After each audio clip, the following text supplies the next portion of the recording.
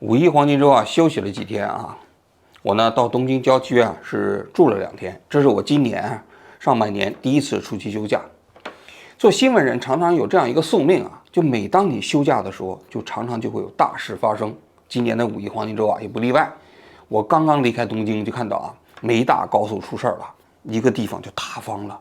塌方了之后，导致超过50个人死亡，好像有1-20辆汽车掉到那个塌方的山沟里头啊，爆炸火灾啊！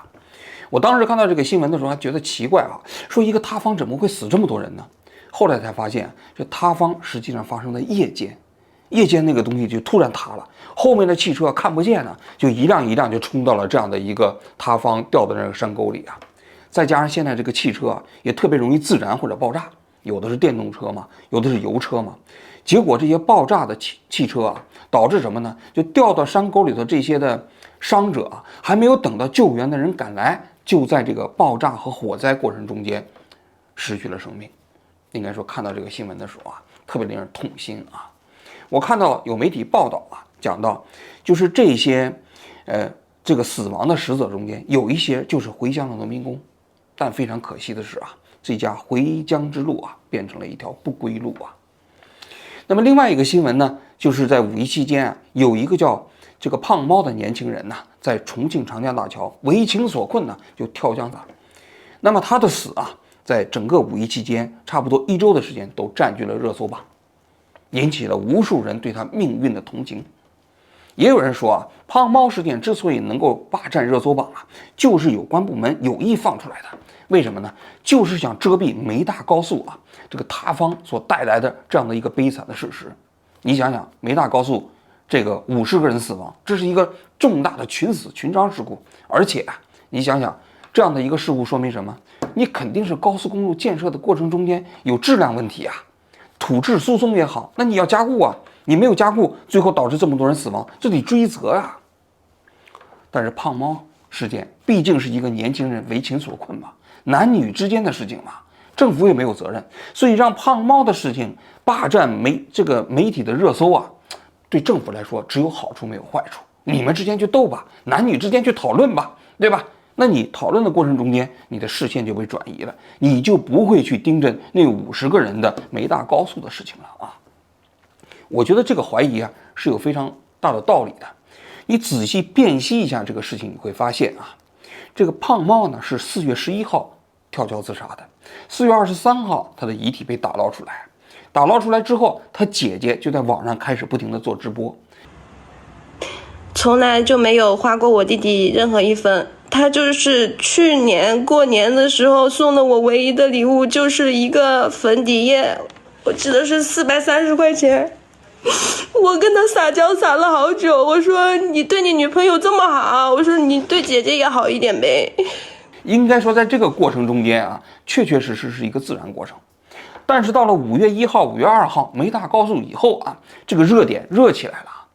正常情况下，实际上像胖猫这样的热点，在节假日发生的时候啊，有关部门往往也会进行后台干预，因为第一，你毕竟是坏事嘛，自杀嘛，对吧？第二呢，你又跟这个节假日的喜庆气氛不和谐嘛？那么为什么这个事情可以长时间霸占热搜呢？因为的确，你这个霸占热搜，就导致了大家对梅大高速这样的一个新闻的这种焦点的转移。因为毕竟梅大高速这个塌方事情太惨痛了嘛。所以啊，在5月2号之后啊，有关部门是不是开始放纵大家对胖猫事件的这种讨论，以掩盖梅大高速事情的公众的关注的焦点？我认为这个怀疑是非常充分的，理由是非常充分的。所以你看，所有关于梅大高速的报道几乎全都被删掉了。3联周刊出了一篇报道之后，马上2个小时全网就删掉了。但是胖猫事情呢，网上那么多谣言满天飞，那么多信息污染，每天这个信息都在叠进往前发展。这个过程中间你可以看到，却没有任何干预的力量。一直到习近平访问欧洲了，这个新闻还在网上发酵呢，这也确实不正常啊。那么我今天啊，还是想讲一讲这个胖猫事件。我觉得这个新闻背后所出现的种种现象啊，确实值得我们来聊一聊。胖猫啊，本名叫做刘杰啊，他是湖南灵武县人呐。小的时候学习不太好，初中毕业之后呢就没有再读书了啊。偶然之间呢，他接触了一款游戏，就叫腾讯的《王者荣耀》。这款游戏啊，他接触之后，他非常痴迷，而且打的过程中很快就流露出了一种天赋。打游戏是需要天赋的啊，你如果没有这天赋，你再练可能也没用。它实际上现在也是一个竞技体育了嘛。这胖猫打游戏的过程中，渐渐就有些名气了啊，于是他就开始做起了游戏代练的工作。什么叫游戏代练呢？就是说你自己打得不好，我来替你打。这很多人有这个心理啊，比如说你打游戏的时候总是被对方虐呢，你心里难受嘛。打游戏大家都是争强好胜，都想打赢对方嘛。结果这个时候有一个高手来帮你打，把对方平时欺负你的人，你再欺负一下他，爽。所以呢，胖猫就来做这件事情。据说每一单平均可以挣20到25块钱。那么这个职业其实练好了也有前景啊，因为有很多人通过这样的一个职业代练，慢慢的就变成了一个职业选手。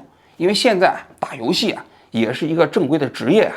最终你如果打到了这个职业选手的话，一个月据说挣个5万10万人民币都是有的，然后参加国际比赛，然后还可以为国争光啊。胖猫实际上就是做这样的工作。胖猫的这个命运呢，转折发生在2021年的11月19号。这一天呢，重庆有一个女孩叫谭竹，点了胖猫的这样的一个陪练，就是让胖猫帮他打游戏。由此呢，两个人就认识了啊。认识的过程中，一来二去啊，两个人就开始聊天。这谭竹呢就问胖猫说：“你能挣多少钱呢？”胖猫说：“20、30万。”应该说这20、30万不少了啊。对于一个19岁的年轻人来讲，你想想，而且他是20、30万还是不需要交税的，因为多数交易都是通过现金交易嘛。那么在2022年的3月3号这一天，这胖猫呢跟谭竹啊就通了一次电话。谭竹当时通电话的时候说，门外面有声音，一个女孩子晚上睡觉是吧，害怕了呗，是吧？虽然已经28岁了啊，她还是给胖猫打了电话。两个人这场电话通了94分钟，挺长的，是吧？我估计肯定是两个人关系开始进一步的发展了。3月5号这一天，这谭竹就抱怨，发微信就说自己为什么没有男朋友呢？自己的闺蜜们都有男朋友了。胖猫的就炸着胆子跟他说：“要不我来做你的男朋友吧？”两个人一拍即合，这算是确定了恋爱关系啊。那紧接着之后的事情啊，就有点不正常了。你想想，两个人是2022年3月5号确立的恋爱关系啊，但此时肯定两个人还没见面呢。3月7号这一天，这个谭竹就开始管胖猫要钱了。胖猫呢说二话不说就给这女孩子转了1万块钱人民币。那么到紧接着就不停的开始转呢。这女孩子说她自己要打疫苗啊，宫颈癌疫苗要花8000，胖猫又给她转了1万。紧接着4月份又开始陆陆续续转，到了5月8号、5月19号的时候啊，这个女孩子就说她要办一个花店，花店自己筹了要10万块钱，她呢不够，还差4万。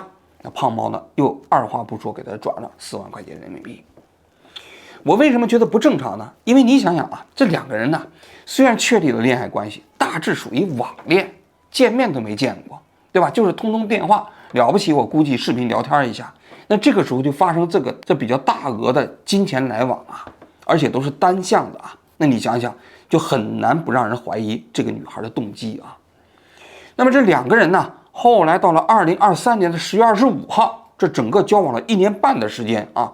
一共只见了2次面。关于他们这见2次面的细节，我们现在不知道，是这女孩是找这个胖猫的，还是胖猫去重庆找这女孩的？两个人见面的过程中有没有发生关系，我们通通都不知道啊。那么，总之到了2023年的10月25号，两个人决定结束这种异地恋的生活。于是呢，胖猫就只身来到了重庆，想要跟这个谭竹啊共同在一起生活。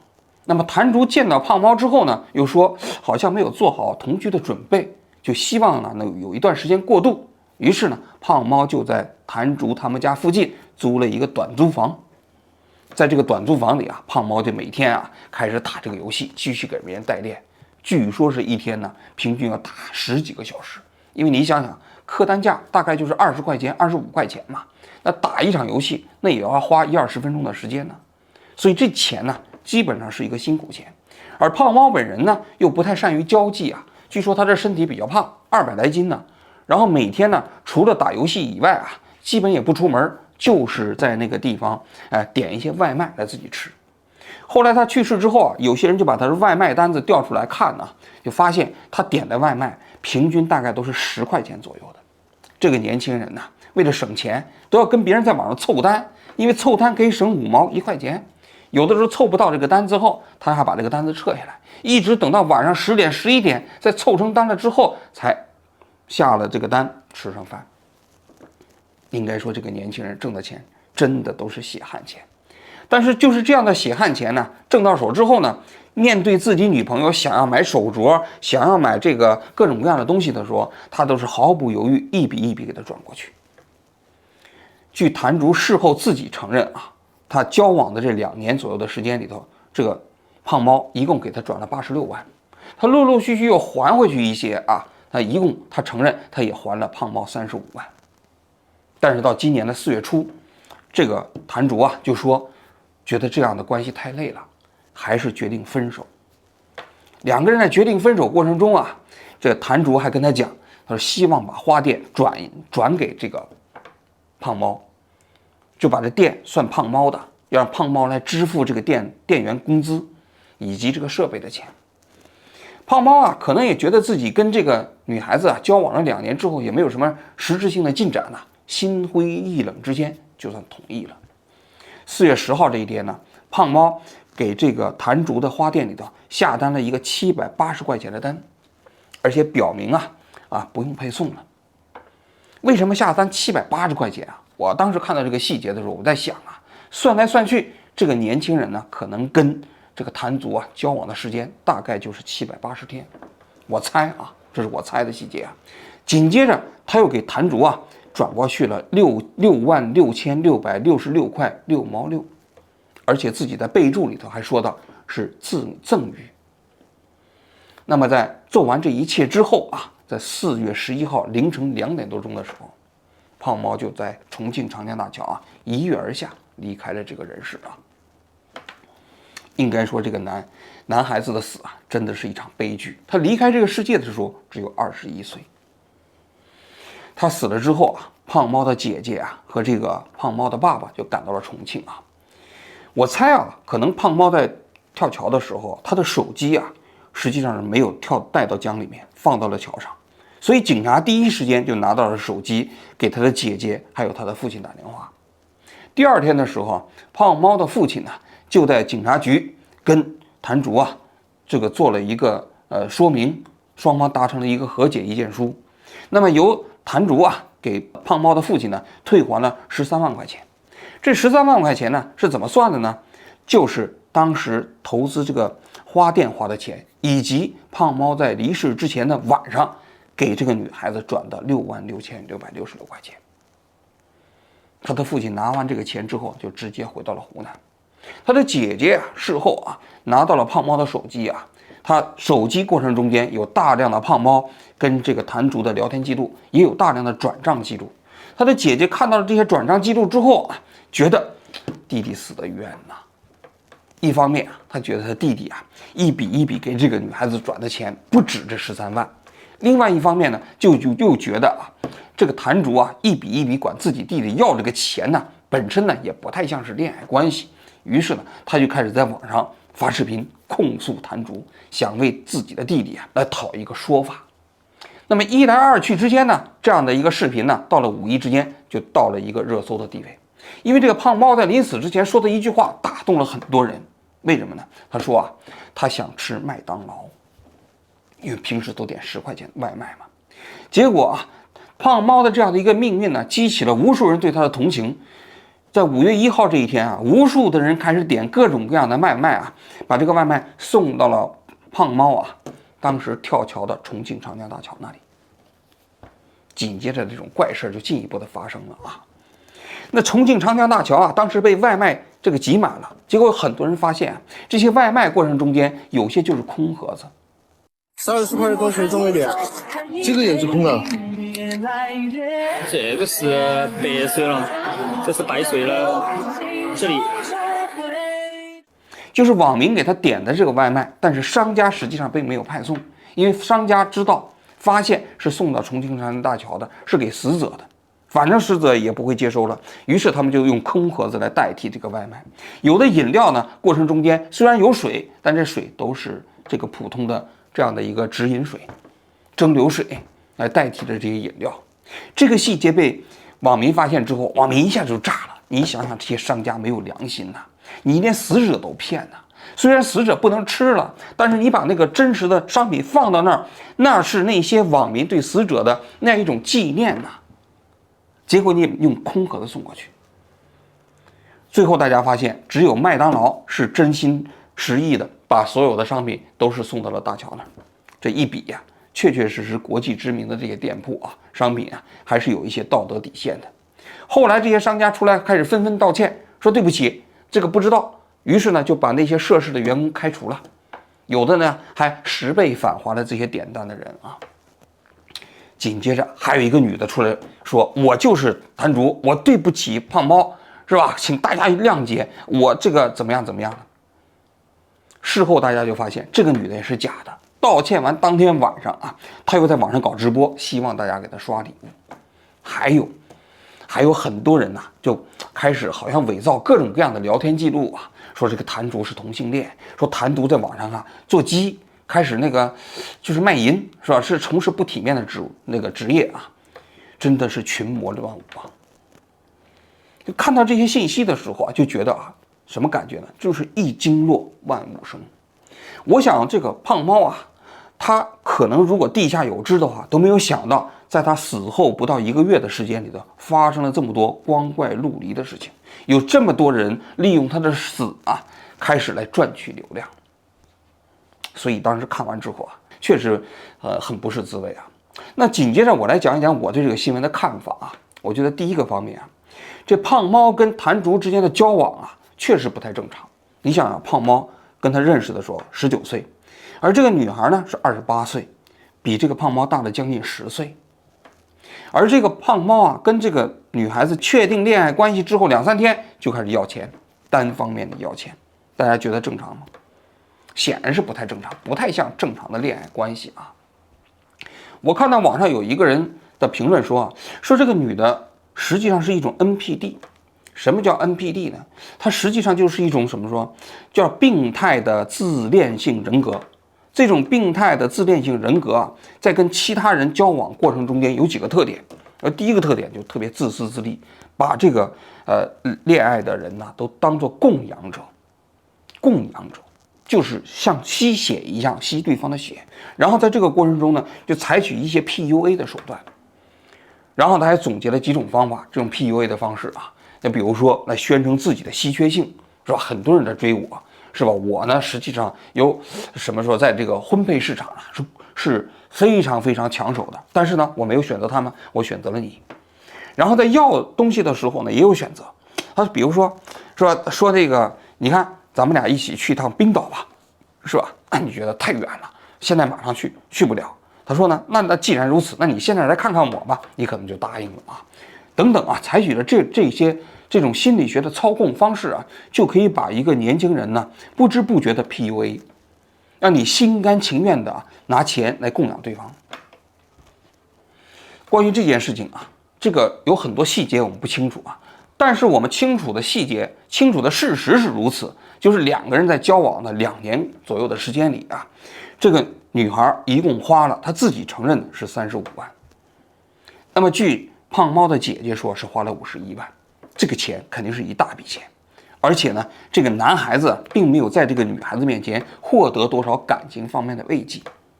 在前1年半，2个人只见了一面，后面虽然说搬到重庆去住了啊，但2个人并没有住在一起。虽然时不时还见面，但毕竟在感情上也没有实质性的进展。在没有实质性进展的过程中，这个女孩在不停地花这个男孩子的钱，确实不正常。第2点啊，我想说说胖猫啊。我觉得胖猫本身呢，其实心理上多少也有一些不太健康啊，可能一般人不太愿意说这个死者的问题啊。但是我觉得胖猫他实际上也有责任。他可能啊从小啊在家庭上就缺少爱，大家可以看到吗？他很小父母就离婚了，离婚了之后他跟着妈妈一起生活啊，有一个姐姐，有一个妹妹啊。那么这个年轻人为什么会在一个女人呢那么轻易的这样的一种所谓的许诺之下，甚至连许诺都没有的情况下，就可以不停的把钱给对方。我觉得胖猫这个年轻人太缺少爱了，他可能在容貌上、身材上也有一些自卑，200斤左右的体重嘛，是吧？然后从事的职业又是这样一个灰色的产业啊。当一个女孩子出现在他面前的时候啊，他认为他可以赢得对方的这样的一个芳心的方式，就是给对方钱，在钱上不停的满足对方。其实这样一种价值观也是错误的。你想想，两个人在交往的过程中间，其实最重要的是感情嘛。一旦是加入了这样的一种钱的因素，那么你就很难分辨对方是因为喜欢你的钱跟你交往，还是因为喜欢你愿意跟你交往。但是胖猫呢，可能太急于想获得对方的这种感情了，他能给予对方的可能就是钱。于是呢，他不停的给钱。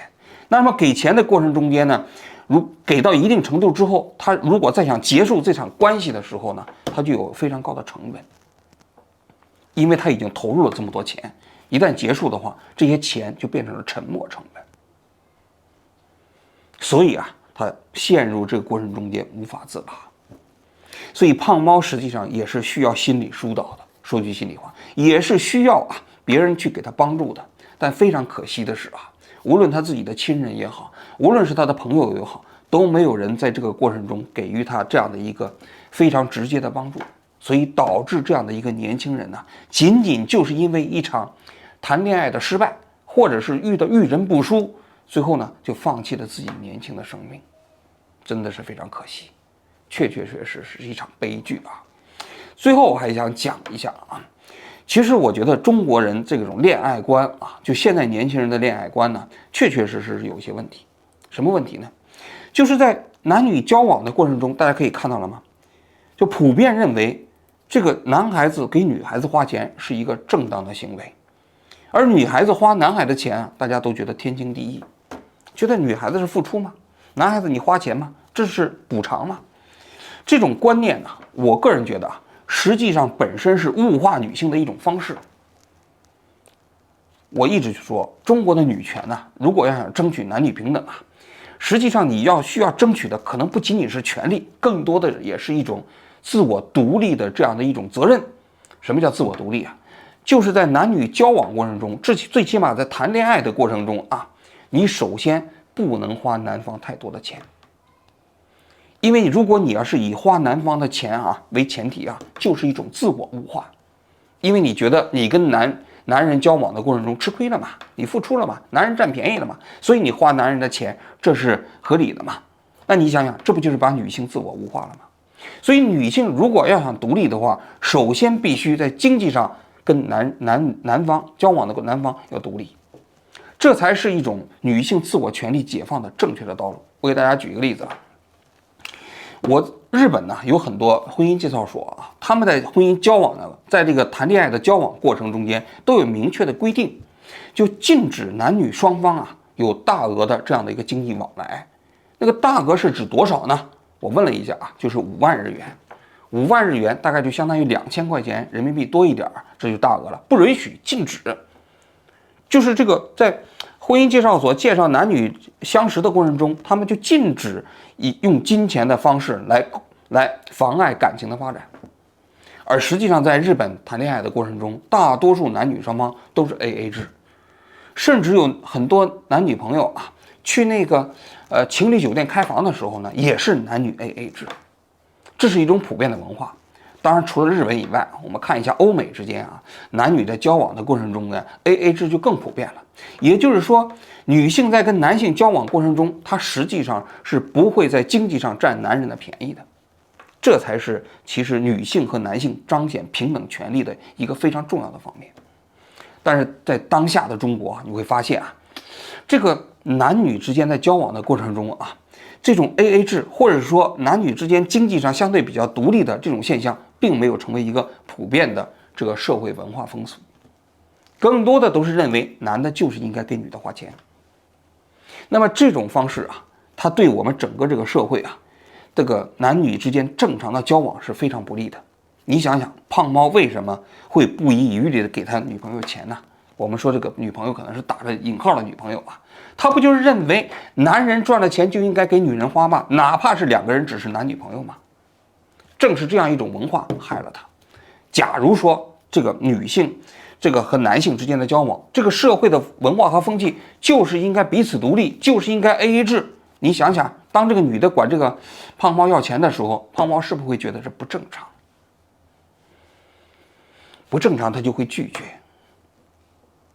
拒绝之后，他可能就不一定会掉到了这个 PUA 的陷阱里。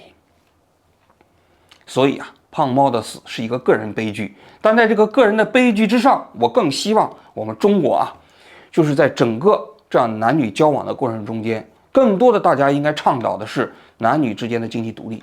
我也希望中国的那些女权人士啊，也首先要号召女性跟在男性交往的过程中间啊，来守好自己的底线。这个底线就是说，女性和男性之间的经济也应该是彼此独立的，双方花钱呢也尽量是应该是你来我往的，不应该是单向的输入和输出。假如是这样一种状态的话啊，那其实类似的这种情况发生起来概率可能就会变小一些。我不知道这个新闻未来会朝怎么样的发展啊，因为现在胖猫的姐姐还在搜集证据啊，希望能够向这个摊主啊能够索要更多的钱，甚至希望能够把他送进监狱啊。但在我看来啊，这个摊主能够被送进监狱的可能性微乎其微，但是他所呈现的这样的一种面貌，确实让我们看到了一个年轻人在婚恋市场中间所经历的种种风险。也希望胖猫的死啊，能够给更多的人带来警醒吧。好，我今天就讲到这里，谢谢大家。